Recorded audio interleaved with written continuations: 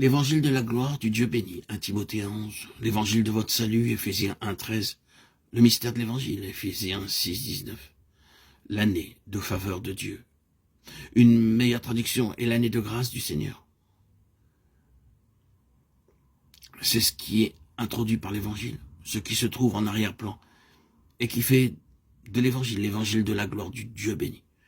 L'évangile est fondé sur l'année de grâce du Seigneur, l'Esprit du Seigneur, Yahweh, est sur moi pour proclamer l'année de grâce de Dieu. Quelle est donc cette année?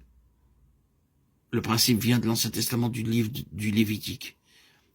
Et vous sanctifierez la 50e année. Vous publierez la liberté dans le pays pour tous ses habitants. Ce sera pour vous le jubilé. Chacun de vous retournera dans sa propriété et chacun de vous retournera dans sa famille. La 50e année sera pour vous le jubilé. Lévitique 25, 10, 11.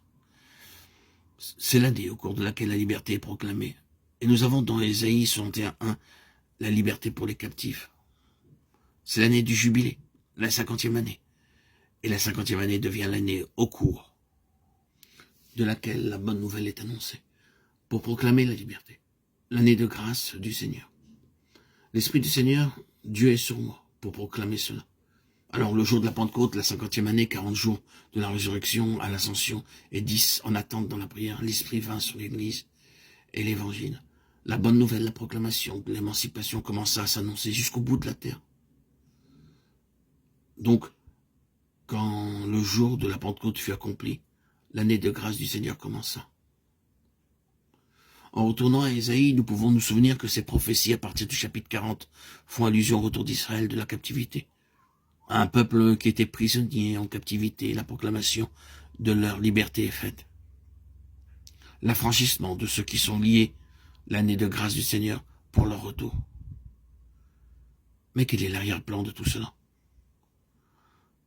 En lisant les prophéties de Jérémie, vous comprenez la raison de la captivité. Il est déclaré que le pays devait avoir du repos durant 70 années pour accomplir le sabbat du Seigneur. Le peuple avait brisé la loi du sabbat, pas seulement le sabbat hebdomadaire, mais les 70 semaines de mois et d'années.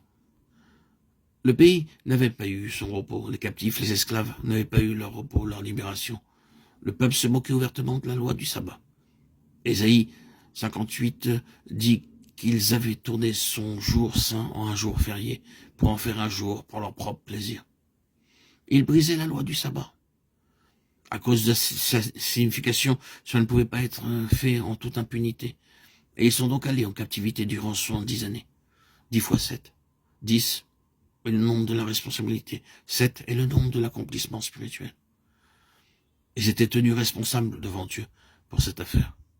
Jérémie leur rappelle cela bon nombre de fois et sous la conduite du Seigneur. Il leur a déclaré qu'ils devraient passer par ces 70 années de captivité.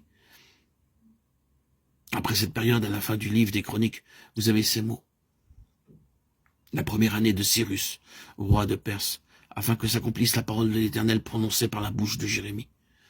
L'Éternel réveilla l'esprit de Cyrus, roi de Perse, qui fit faire de vive voix et par écrit cette publication dans son royaume de Chroniques 36, 22. L'année de grâce du Seigneur était arrivée. Et ils sont revenus de la captivité.